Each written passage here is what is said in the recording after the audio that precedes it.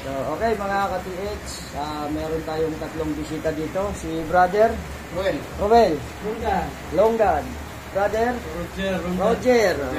So sila mga galing silang Paranaque at nagdai silang makakuha nito. Itong long range locator natin na meron gold wire. So first time mong gagamit? First time po. Ka-TH si Roger. First time niyang gagamit. So tingnan natin kung mapapagana niya. Sinugod nila yung ulan, no?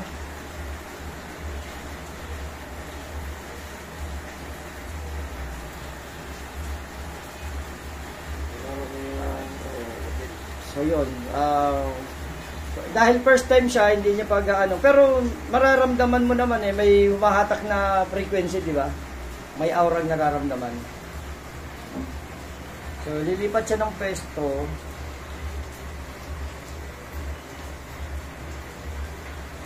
Titingnan natin kung susunod yung tuturo yung antena na may ginto.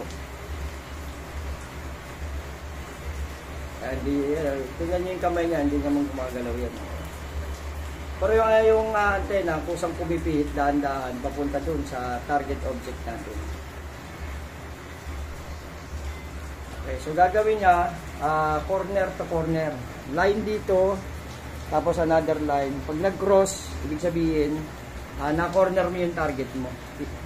Na-ilock mo, target lock kung tawagin. Magaling siya. First time niya lang gumamit niya na. First time. So talagang meron tao gifted. Meron siyang tinatawag na specialist skills pagdating sa mga ganitong gamit na hindi di baterya.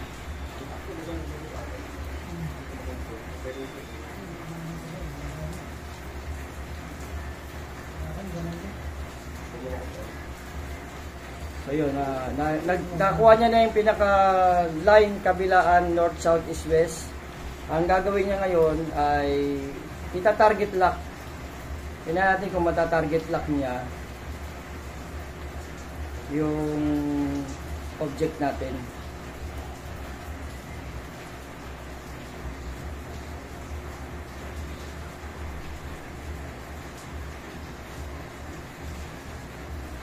So, pipihit na siya, kailangan iksian mo na yung antena. Pagka naramdaman mo ng parang umiikot na siya.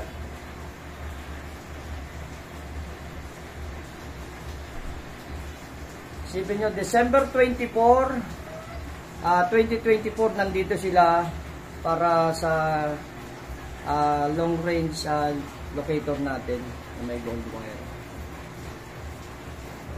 Na-target lock niya. Na-target lock niya. So, hindi naman siya ganun kadali gamitin. Kaya, congratulations kaya kasi first time mong gumamit na mo kagad. Na papagana mo siya sa pamamagitan ng frequency galing sa katawan mo. At yung frequency ng gold, nagtutugma sila. Kasi ang tawag dyan, frequency magnetism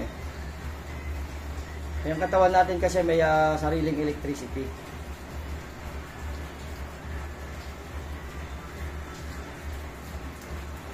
Okay.